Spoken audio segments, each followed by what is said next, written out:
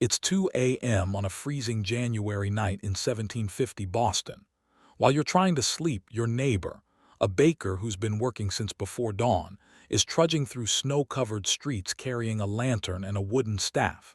He's exhausted, he's unpaid, and he's terrified he'll encounter actual criminals. But he has no choice. It's his turn on the town watch. Every able-bodied man in colonial American cities was required to take turns serving as the night watch. Essentially, your neighbors were your police force. No training, no salary, no desire to actually be there. Just ordinary citizens forced to patrol dark streets, call out the hours, watch for fires, and supposedly stop crime. The baker might be joined by a cobbler, a clerk, and a tavern keeper, none of them wanting to be there, all of them hoping the night passes without incident. This was law enforcement in early American cities, a rotating cast of reluctant amateurs who would rather pay someone else to take their shift than actually patrol. It was a system inherited from medieval England, barely adequate in small villages, and utterly overwhelmed by the realities of growing American cities. This is the story of the town watch, arguably the worst police system ever devised. Historical context and background. The town watch system that colonial America inherited from England had roots stretching back to medieval times, based on the principle that maintaining order was a communal responsibility, not a specialized profession. Understanding this system requires grasping both its English origins and how it functioned, or more accurately, failed to function, in American colonial cities. In medieval England, the watch and ward system emerged from the Statute of Winchester, 1285, which mandated that towns organize watches to patrol at night watch and during the day ward. Every male householder was expected to take turns serving, armed with whatever weapons they possessed. This system presumed small, stable communities where everyone knew everyone, where serious crime was relatively rare, and where the threat of communal disapproval kept most people in line. Colonial American cities adopted this system, beginning with the earliest settlements. Boston established its night watch in 1631, just 1 year after the city's founding. New Amsterdam, later New York, created its rattle watch in 1658, so called because watchmen carried wooden rattles to raise alarms. Philadelphia, founded in 1682, implemented its watch system shortly thereafter. By the early 18th century, every significant colonial city had some form of town watch. The basic structure was remarkably consistent across cities. Male householders, the legal term for men who owned or rented property and headed households, were required to serve periodic shifts on the night watch. In some cities, this meant 1 night per month. In others, several nights per year depending on the city's size and the number of eligible men. Service was mandatory and enforced by fines for those who refused or failed to appear for their assigned shifts. The watch's duties were deceptively simple in theory but complex in practice. Watchmen were expected to patrol assigned routes through city streets from dusk until dawn, carrying lanterns to light their way and staffs or clubs as weapons. They called out the hours and weather conditions, the famous 10 o'clock and all is well, both to reassure sleeping citizens and to prove they were actually patrolling rather than sleeping somewhere. They watched for fires, which posed catastrophic risks in cities of wooden buildings lit by open flames. They were supposed to challenge suspicious persons, arrest criminals caught in the act, and report to the constable or magistrate in the morning about any incidents. Watch duty was organized through a hierarchy that varied by city, but typically included a captain of the watch who supervised multiple watchmen, constables who had daytime law enforcement responsibilities and coordinated with the watch, and magistrates or aldermen who provided overall oversight. In larger cities, the watch was divided into districts or wards, each with its own patrol routes and watchmen. The compensation, or lack thereof, was central to the system's dysfunction. Watch duty was originally unpaid civic service, like jury duty today. This might have worked in small communities where the burden was light and shared equally, but it created enormous problems in growing cities. Men with demanding occupations couldn't afford to lose a night's sleep before a workday. Merchants, professionals, and wealthy citizens particularly resented the obligation, viewing it as beneath their status. This resentment led to a crucial modification that transformed the watch's character: the introduction of paid substitutes. By the early 18th century, most colonial cities allowed men to pay someone else to serve in their place or to pay a fine to the city, which would then hire substitutes. What began as an exception became the rule. Increasingly, the watch consisted not of respectable householders but of poor men, often elderly or disabled, who took watch duty for small payments because they desperately needed income. The social context is essential. Colonial cities were growing rapidly but remained relatively small by modern standards. Boston had about 16,000 people in 1750, New York about 13,000, Philadelphia about 13,000. These weren't anonymous metropolises, but communities where many people knew each other. However, they were also becoming more diverse and stratified. Immigration brought different ethnic groups, creating tensions and communication barriers. Economic inequality grew, creating neighborhoods of wealthy merchants and crowded districts of poor laborers. Waterfront areas attracted sailors, transients, and criminals. Slavery meant cities had populations of enslaved people whose movements were restricted and monitored differently than free residents. Crime patterns differed significantly from today. Violent crime rates were probably lower in colonial cities than in modern American cities, though record-keeping makes precise comparisons impossible. Property crime, theft, burglary was common. Public disorder offenses, drunkenness, brawling, prostitution, dominated watch reports. Fires were frequent and devastating. The watch was expected to address all of this with no training, minimal equipment, and in most cases, no real desire to be there. By the mid-18th century, the town watch system was clearly struggling. Cities were growing beyond the scale where amateur, part-time watches could maintain order. Crime was increasing. Public complaints about the watch's ineffectiveness were constant, yet the system persisted for decades because no one could agree on an alternative. The idea of paid, professional police seemed expensive, potentially tyrannical, and foreign to American Republican values about citizen responsibility. Case study/real-life examples. Case study 1. The Rattle Watch of New York, a system in decline, 1690s-1760s.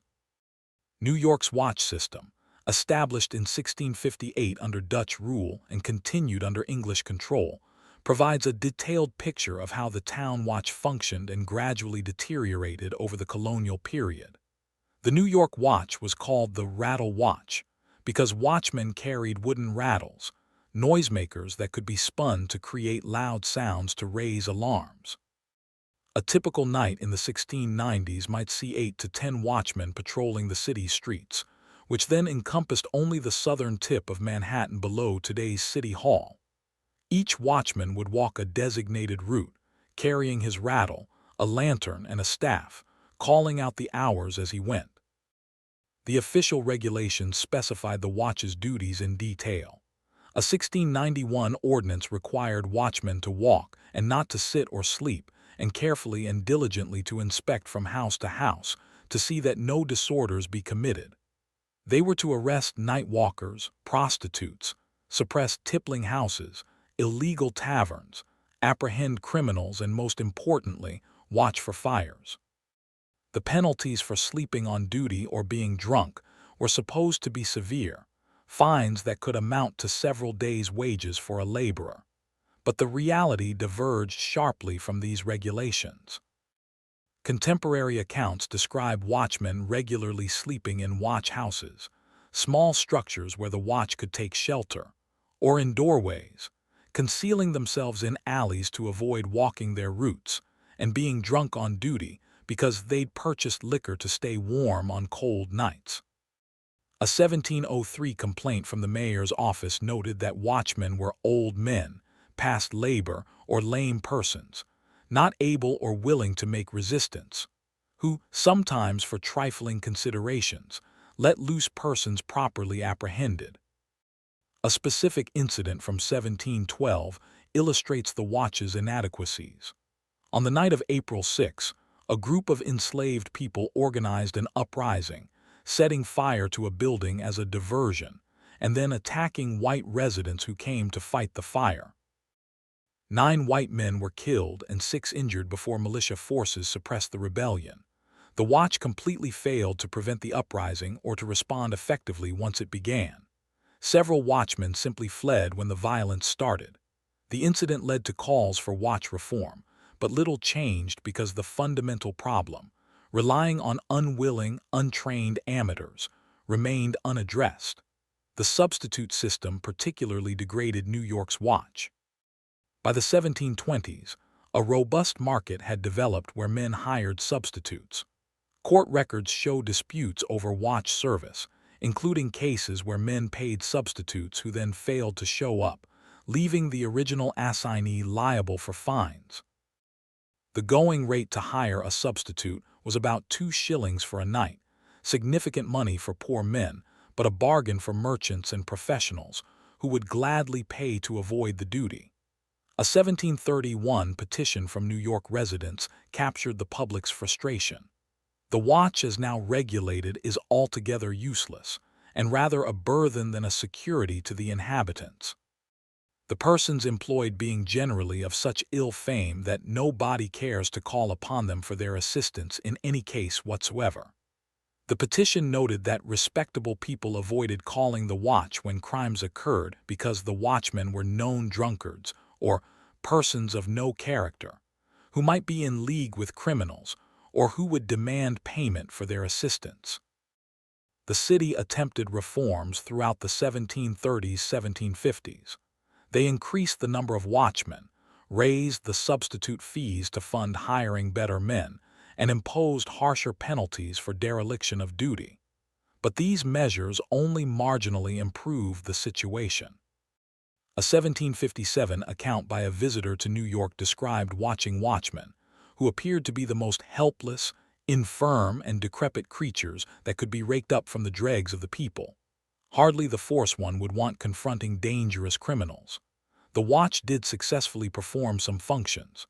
They did detect fires early, probably preventing some catastrophes. They provided a visible presence that may have deterred opportunistic crime. And occasionally they did apprehend criminals. Court records document watchmen bringing in thieves, prostitutes, and disturbers of the peace. But these successes came despite the system's structure, not because of it, usually when individual watchmen took their duty seriously even though the system gave them little incentive to do so. Case Study 2. The Boston Watch and the Fire of 1760, when the system worked. Not all town watch experiences were failures. Boston's watch, while sharing many of New York's problems, occasionally demonstrated that the system could work when properly motivated and organized, particularly in responding to fires, the watch's most successful function. On March 20, 1760, fire broke out in a warehouse district near Boston's waterfront. The fire started around 3 a.m. Deep in the watch's shift, according to contemporary newspaper accounts, watchmen in the area detected smoke within minutes and immediately raised the alarm. In Boston, this meant ringing bells, shouting fire repeatedly, and sending runners to alert more distant watch posts and fire companies. The watch's rapid alarm allowed fire companies, volunteer organizations of citizens equipped with primitive fire engines, to respond quickly. More crucially, it woke residents in the area, giving them time to evacuate and to remove valuable goods from threatened buildings. The fire still destroyed 7 warehouses and damaged several others, but the early warning prevented what could have been a catastrophic conflagration that consumed entire neighborhoods, as had happened in other colonial cities. This success highlighted the watch's genuine utility for fire detection.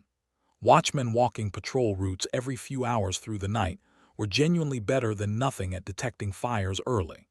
In an era when fire could destroy entire cities, as it did in London in 1666 or in New York in 1776. This was no small contribution.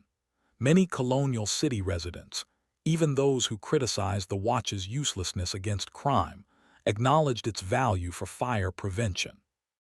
But even Boston's watch, relatively better organized than New York's, struggled with the familiar problems.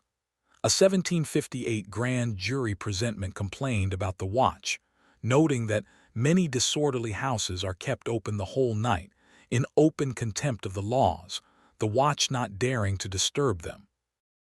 The presentment revealed that watchmen were afraid to confront rowdy taverns or houses of prostitution, particularly in waterfront areas where sailors outnumbered watchmen and where violent resistance was likely. A telling detail from Boston's records: watchmen received small payments for each arrest they made, essentially a bounty system. This incentivized them to arrest easy targets, drunks sleeping on the street, prostitutes, while avoiding dangerous criminals. It also created opportunities for corruption, with some watchmen allegedly extracting bribes from petty offenders to avoid arrest. The system inadvertently ensured that the watch focused on nuisance offenses while ignoring serious crime. Boston's watch also demonstrated the ethnic and class tensions inherent in the system. Wealthy Bostonians who could easily pay for substitutes rarely served personally. The watch increasingly consisted of poor men, recent immigrants, particularly Irish, and black Bostonians, both free and enslaved men hired out by their enslavers. This created a two-tiered system where poor men policed each other while the wealthy opted out entirely. Moreover, the ethnic diversity of the watch created communication problems. Irish-born watchmen might not be fully fluent in English, making coordination difficult. Despite these problems, Boston's watch persisted longer and functioned somewhat better than watches in other cities, partly because Boston maintained stronger community cohesion and civic culture, and partly because the city government invested more resources in oversight and equipment. But better than terrible still meant a system that was fundamentally inadequate for a growing city's needs. Case Study 3: Philadelphia's Watch and the Street Lamp Debate, 1750s. Philadelphia's watch system illuminates another dimension of the town watch: its connection to urban infrastructure, particularly street lighting, and how debates about lighting reveal deeper questions about public safety and public responsibility. Philadelphia's watch, established shortly after the city's founding by William Penn in 1682, operated on the familiar model of mandatory service by householders with substitutes allowed. By the 1750s, Philadelphia was growing rapidly and becoming more prosperous, raising questions about whether the watch system adequate for a small settlement could serve an increasingly urban environment. In 1751, Benjamin Franklin, always interested in civic improvement, published a proposal for reforming Philadelphia's watch. Franklin's plan was radical for its time: abolish mandatory citizen service, fund a paid watch through taxes, and most innovatively, install oil lamps throughout the city to illuminate streets at night. Franklin argued that paid watchmen would be more reliable than reluctant citizens or their poorly paid substitutes, and that street lighting would both deter crime and help watchmen perform their duties. The debate that followed Franklin's proposal revealed deep divisions about the watch's purpose and proper organization. Supporters of the paid watch argued that as cities grew, amateur systems became unworkable, and that Philadelphia's prosperity could and should fund professional services. They pointed to London, which by the 1750s had paid watchmen and extensive street lighting, as a model. Opponents raised multiple objections. Some argued that paid watches were too expensive and would require burdensome taxes. Others worried that a paid watch responsible to city government rather than to the citizens serving on it would become a tool of tyranny. The English were particularly sensitive to the danger of standing armies or professional police forces that could enforce the will of tyrants. Some believed that mandatory service was good for citizens, teaching civic responsibility, and ensuring that respectable men took direct interest in community safety rather than delegating it to paid inferiors. The street lighting debate was particularly revealing. Franklin argued that well-lit streets would dramatically reduce crime because criminals preferred darkness. Opponents questioned whether government should pay for such amenities or whether individuals should light the streets in front of their own properties. Some worried that street lighting would encourage immoral nighttime activities by making it easier to navigate the city after dark. After years of debate, Philadelphia adopted a compromise in 1754. The city would have a paid watch funded by property taxes, making it one of the first American cities to abolish mandatory citizen service.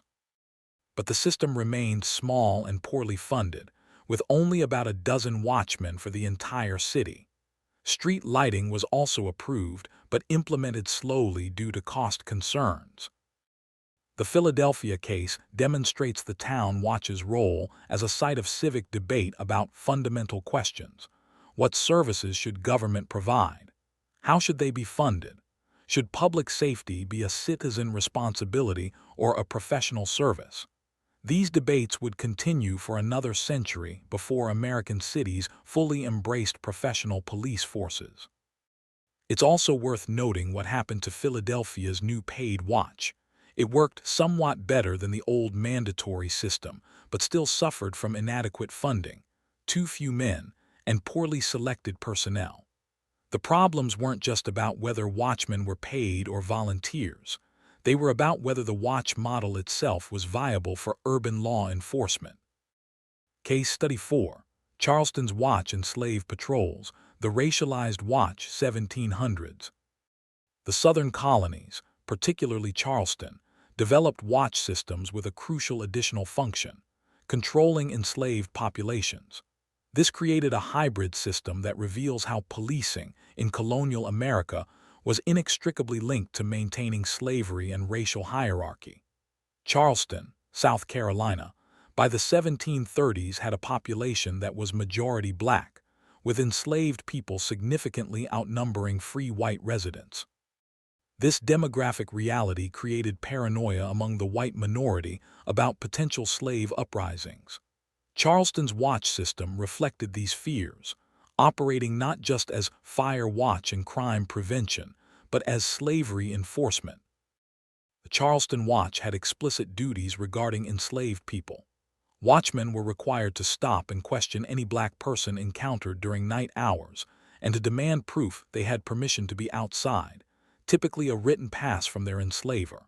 Any enslaved person found without a pass could be arrested and held until morning, then turned over to authorities who would usually order them whipped as punishment. Watchmen received fees for such arrests, incentivizing them to target black residents. The watch also had authority to break up any gathering of enslaved people, even in daylight hours, if the gathering exceeded a certain number, typically 5 or more. They could enter any premises where they suspected enslaved people were gathering without permission.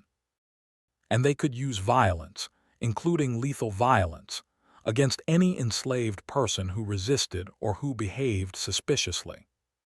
This system functioned alongside formal slave patrols, organized groups whose sole purpose was controlling enslaved populations through surveillance and violence. The watch and the patrols overlapped in personnel and function, creating a comprehensive system of racialized social control where white men, whether as mandatory watch service or as patrol members, participated in terrorizing black communities to maintain slavery. A 1739 event, the Stono Rebellion, demonstrated the watch's role in racial control. On September 9, 1739, a group of enslaved people near Charleston seized weapons, killed more than 20 white residents, and attempted to flee to Spanish Florida, where they hoped to gain freedom. The rebellion was eventually suppressed by militia forces, but the watch system came under criticism for failing to prevent the plot or detect the rebels' movements in the initial stages. The aftermath saw intensification of the watch's racial control functions.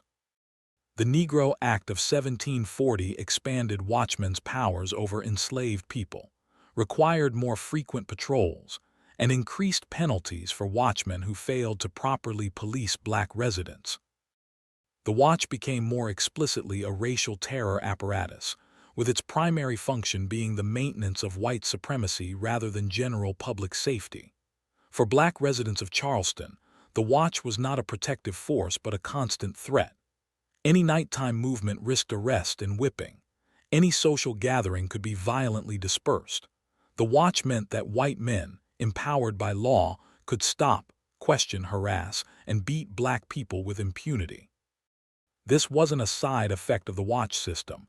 It was its primary purpose in slave societies. The Charleston Watch reveals the darkest dimension of colonial policing, its foundation in racial oppression.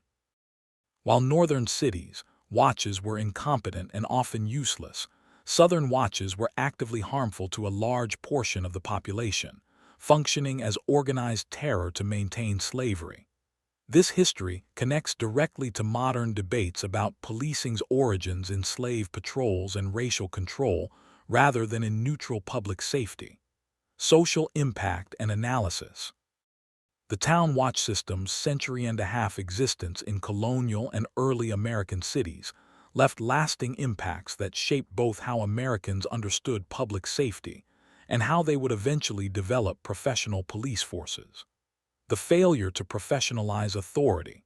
The watch system's most significant impact may have been delaying the professionalization of law enforcement. By clinging to the notion that law enforcement was a civic duty rather than a specialized profession, American cities struggled with inadequate public safety for generations. The watch's persistent failure didn't immediately lead to professional police because the ideological commitment to citizen responsibility was so strong. This delay had real costs: higher crime rates, uncontrolled fires, and public disorder that impeded economic development and quality of life. Class stratification of civic duty. The evolution from mandatory service to substitute systems fundamentally changed the watch from a broadly shared civic obligation into a service that poor men provided for wealthy men's convenience. This created a precedent for understanding policing as work that lower classes did to protect upper classes, property, and interests. When professional police forces eventually emerged, they inherited this class dynamic. Police were working-class men protecting elite interests, creating tensions that persist today. The watch system essentially privatized public safety, with those who could afford to pay opting out and those who couldn't being forced to serve, establishing patterns of inequality in who provides and who receives protection. The futility of coercion without commitment. The watch demonstrated that simply mandating that people perform a service doesn't mean they'll perform it well. Forcing reluctant citizens to patrol produced watchmen who slept on duty, hid to avoid work, and did the bare minimum. This should have taught an important lesson. Effective public services require adequate compensation, training, and institutional support. Yet cities kept trying to extract adequate policing from inadequate investment, a pattern that continued well into the professional police era. Geographic inequality of protection. The watch system created dramatic geographic inequalities in public safety within cities. Wealthy neighborhoods received more attentive watch service because residents could afford to hire better substitutes or to supplement the watch with private arrangements. Poor and waterfront neighborhoods, where crime was actually higher, received worse service from the least capable watchmen. This pattern of unequal protection by neighborhood and class became embedded in American urban policing and persists today in differential police response times and resource allocation. Normalizing racialized control. In southern cities and to some extent in northern cities with significant black populations, the watch established precedents for racialized policing where maintaining racial hierarchy was an explicit police function. The watch's role in enforcing slavery, controlling free black people's movements, and terrorizing black communities created institutional structures and practices that would be inherited by later police forces. The direct line from slave patrols and racialized watches to modern police violence against people of color runs through the watch system's normalization of different treatment based on race, civic participation, and public safety. Paradoxically, the watch system's failure may have had one positive long-term effect. It demonstrated that effective public safety requires institutional capacity beyond just citizen participation. The transition to professional police represented recognition that good intentions and civic duty, while valuable, aren't sufficient for complex social functions like law enforcement. This lesson applied beyond policing to other public services, education, sanitation, public health, where professionalization gradually replaced amateur civic provision. Gender exclusion and domestic violence. The watch system was exclusively male, both in service requirement and in protection provided. Women had no direct role in the watch and limited access to its protection, particularly for domestic violence, which wasn't even conceptualized as a crime but as a private family matter. The watch would not intervene in domestic disputes, leaving women vulnerable to violence with no public recourse.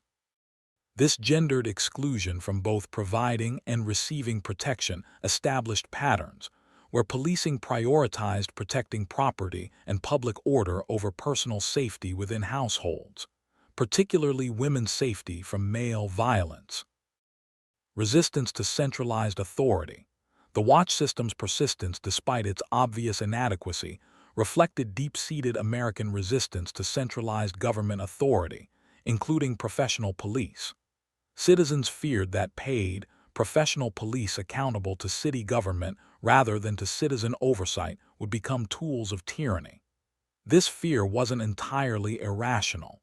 European nations used police forces for political repression. The watch system, however ineffective, at least kept law enforcement in citizens' hands.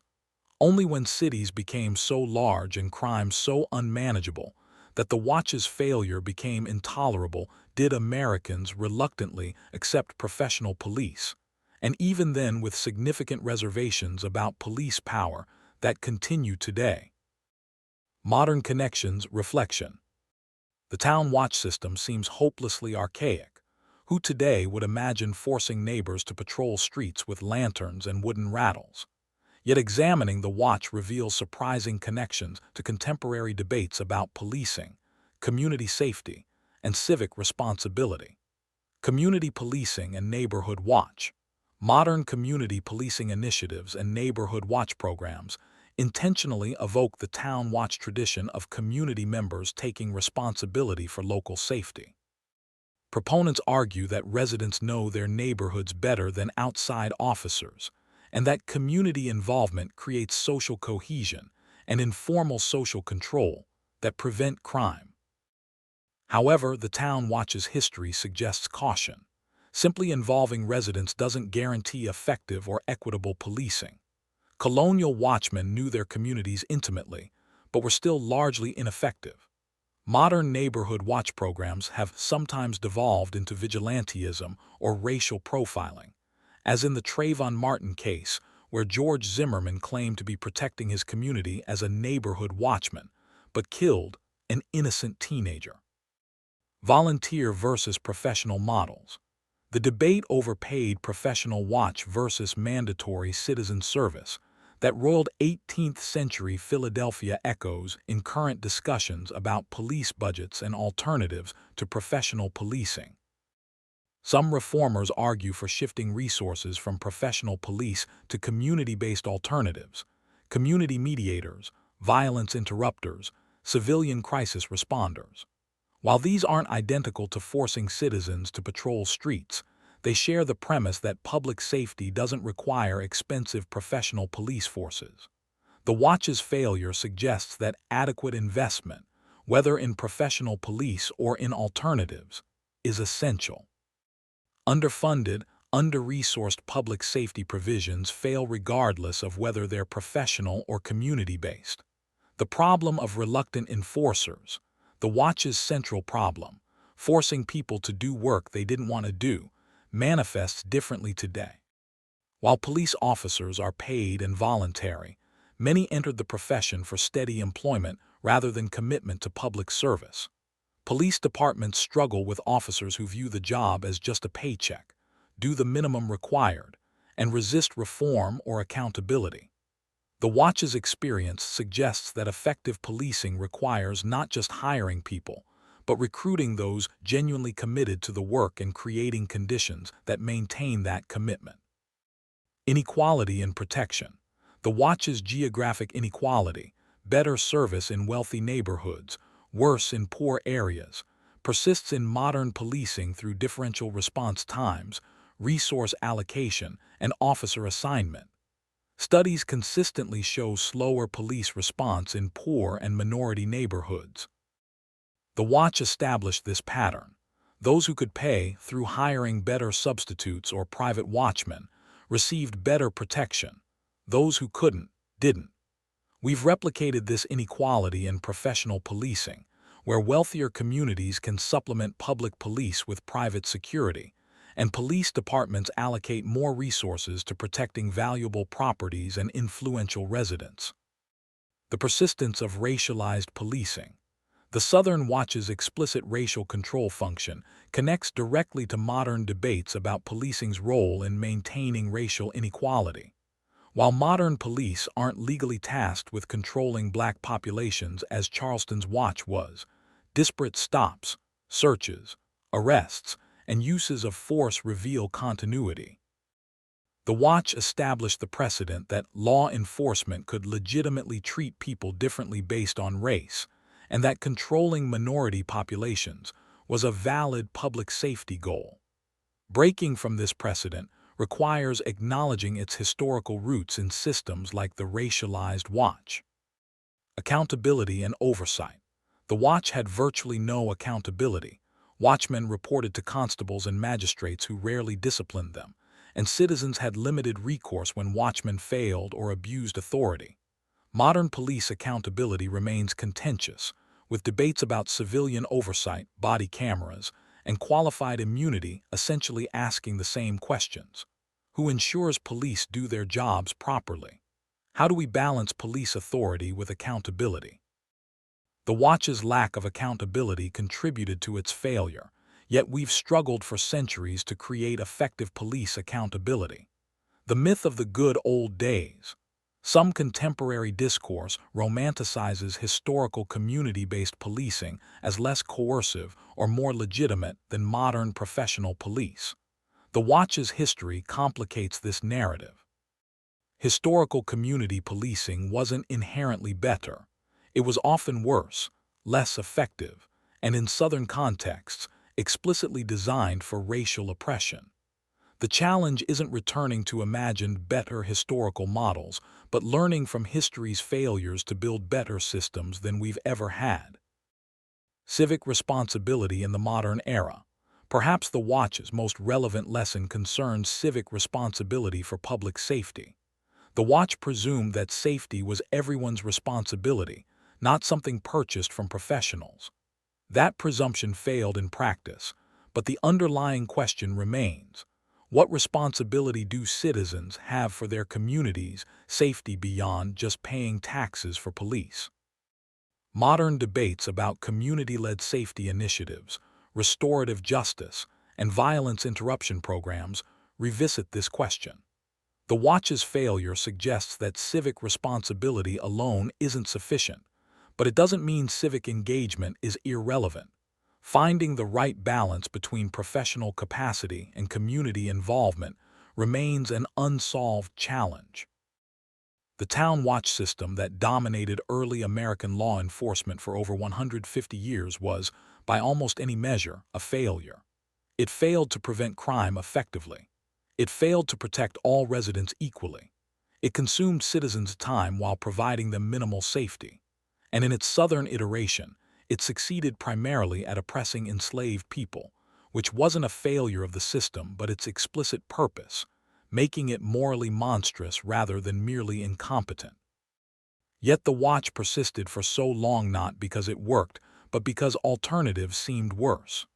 Professional police seemed expensive, potentially tyrannical, and contrary to Republican values of citizen responsibility. Americans preferred a failing system they controlled over a potentially effective system they feared might control them. This was an understandable but costly choice that left generations of urban Americans less safe than they might have been. The transition from town watch to professional police that occurred gradually between the 1830s and 1880s represented recognition that some public functions are too complex and important to be amateur civic duties. Just as we don't expect untrained citizens to perform surgery or engineer bridges, we eventually recognized that maintaining public safety in growing cities required specialized training, institutional capacity, and professional dedication that volunteers or substitutes couldn't provide. But in abandoning the watch, we may have lost something valuable: the principle that public safety is a shared community responsibility, not just a service purchased from outsiders. The watch embodied, however imperfectly, the idea that neighbors had obligations to each other, that protecting the community was everyone's duty. Professional police liberated citizens from this obligation, but also created distance between communities and their protectors, sometimes making police feel like an occupying force rather than community members. The challenge today is synthesizing the watch's communal responsibility ethos with professional policing's capacity and expertise. This might mean genuine community oversight of police, community-based safety alternatives for nonviolent calls, restorative justice processes that involve communities in addressing harm, and police who actually live in and are accountable to the communities they serve. It certainly means learning from the watch's failures. Adequate investment matters, inequality in protection is unjust, and coerced service without commitment doesn't work. The town watch is long gone, but the questions it raised remain. Who is responsible for community safety? How do we balance professional expertise with community accountability? How do we ensure everyone receives equal protection? What obligations do community members have to each other's safety? These aren't questions with easy answers, but understanding the watch's history helps us ask them more intelligently. What do you think? Should modern communities take more direct responsibility for safety, or does that risk recreating the watch's failures? Can we combine professional capacity with community accountability, or are they incompatible? How do we learn from historical failures without romanticizing historical systems? Share your thoughts in the comments below. If you found this exploration of early American law enforcement enlightening, subscribe to our channel for more deep dives into the systems and practices that shaped American history, examining what worked, what failed, and why it matters today. Hit that notification bell so you don't miss our next historical investigation into the complicated history of justice, law, and order in America. And if you believe understanding history is essential to building better systems for the future, please like and share this video. The town watch failed over 150 years ago, but the questions it raised about community, safety, and responsibility are as relevant today as ever. Thanks for watching, and remember, history isn't just about the past. It's about understanding how we got here and imagining where we might go.